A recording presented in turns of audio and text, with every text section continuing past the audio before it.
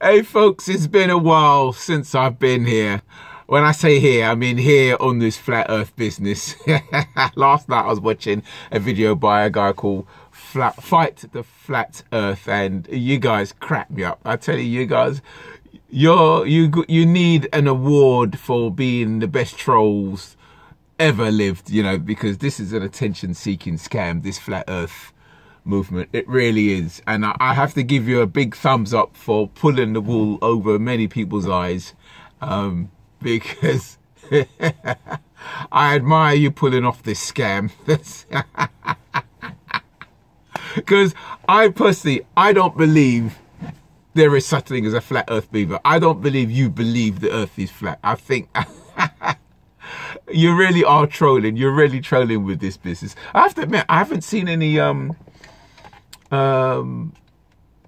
I haven't seen much of your material lately. I mean, it's true, rumors are true that it seems to be dying out. Anyway, but like, listen folks, right?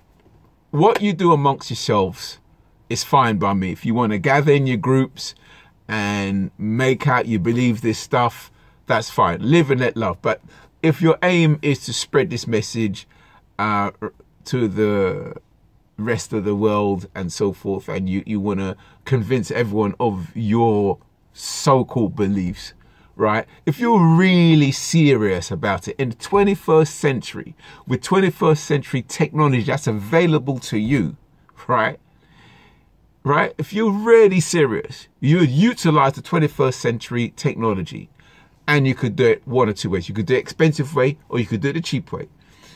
Expensive way, via the internet, raise funds with GoFundMe or whatever, and sort out your own rocket. Launch a rocket with video footage of the earth from thousands of miles away. Thousands of miles. I don't mean like a few miles up where you're just above the surface and it's a bit iffy-wiffy whether that's a curve or not. No, I mean thousands of miles away, you know. I mean, like if I took a photograph of my mirror, okay, and I just took a picture of the top of it, say just this bit of it, you ain't too sure well what it is. But if I was to walk 6 feet away and take a picture, you could see the whole of my van, right? Same principle, right? So you got that.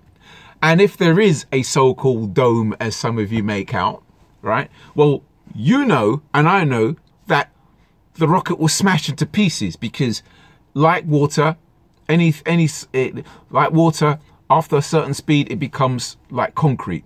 And if you've got a footage of a rocket heading towards it, it's not going to stop in midair like that video that you was pushing, which you know is dishonest. You know that if there was really a solid object, that would smash into pieces in the same way an airplane smashes into pieces when it hits the sea, right?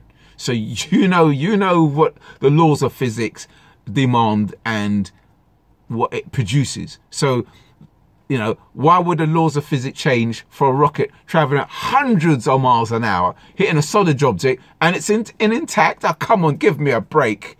You're not that stupid. You know, you're really not as dumb as you're making yourself out to be. You really ain't. You know, you ain't fooling me with that. You know, if I drive a car at 30 miles an hour, I crash into a tree, you think the car's going to be intact? No freaking way. The car's going to be wrecked at 30 miles an hour, let alone 100 miles an hour. So you got that route.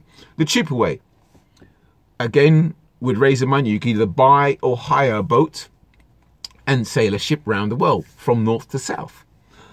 Now, as you all know, on our phones, we have GPS tracking. The same way when your relative or friend is flying in from wherever they're coming to the airport and you're going to meet them at the airport, you could track the progress of their flight via GPS. We could track your progress on your ship or boat, wherever you hire, and see how you get on with sailing around the world. You know this. You know this. You know this technology is available, right? So, you know, I'm waiting for the public announcement. I'm waiting for the news flash that we've got a group of flat earthers, believers. They're gonna sail around the ship to sail around the world to show, to prove everyone that the world is not a globe, right? So you got that.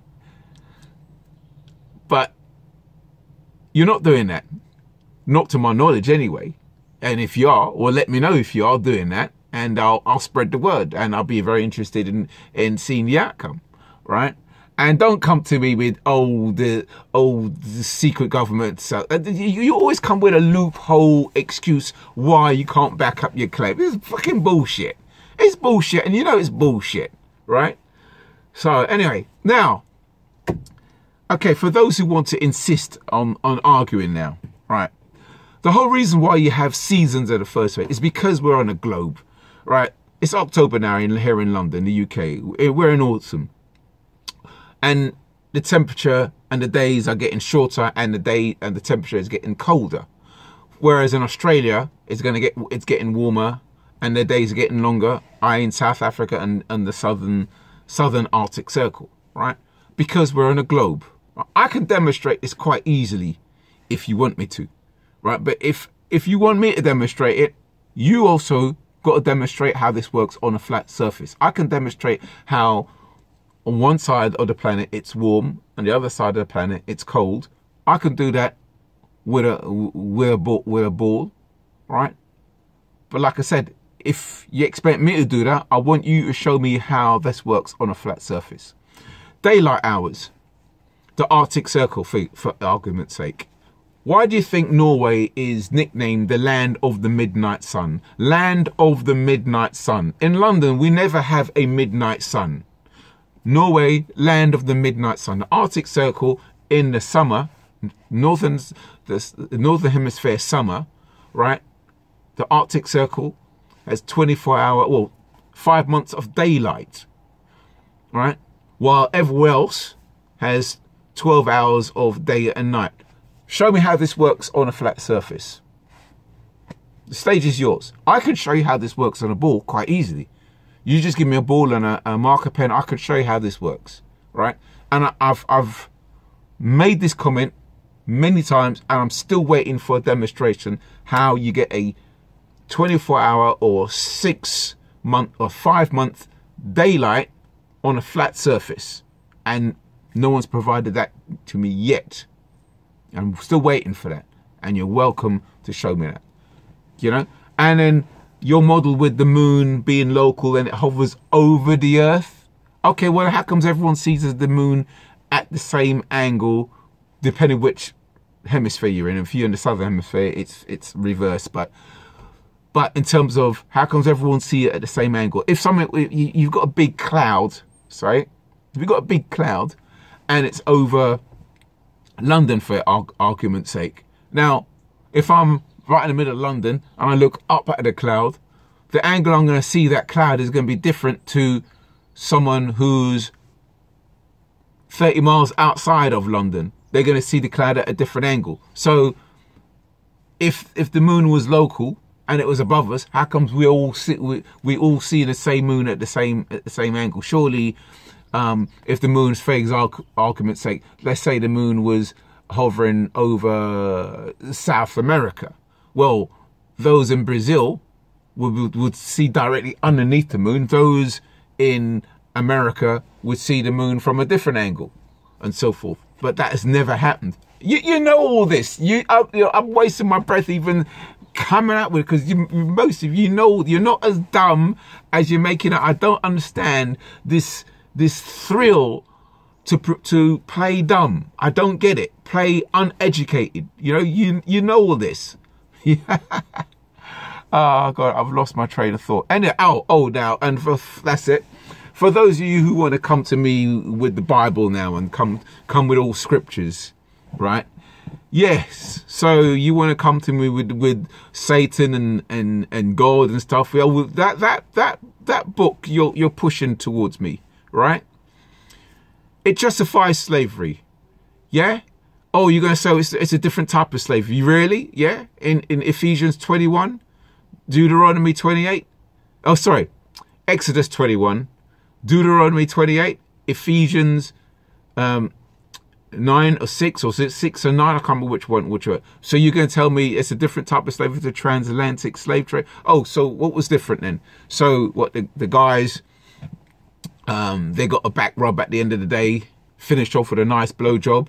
Or did the women get their manicure? So it's a different type of slavery, eh? Really? Yeah, right. There's no part in that book that condemns slavery. Not one scripture condemns slavery, right? So you could push that slave promoting book all you like, but you could kiss my slave descendant black arse. And if you're Muslim rubbing your hands with glee, you're in that same boat as well, because I am fully aware of the Islamic slave trade that lasted way longer than the transatlantic slave trade. So you could kiss my slave Abid, as you guys would call me, Abid. You could kiss my Abid ass also. There you go. Anyway, so, right, well, I've said my piece. Like I said, I'm still waiting for the demonstration of the daylight hours on a flat surface. If you want me to demonstrate how it works on the globe, which you know how it works anyway, but I'm intrigued to see how a 24-hour day works on a flat surface while we have a 12-hour day everywhere else at the same time. Okay, thank you. I'm going to switch my phone off, so my hand's going to reach across. There we go. Okay, bye.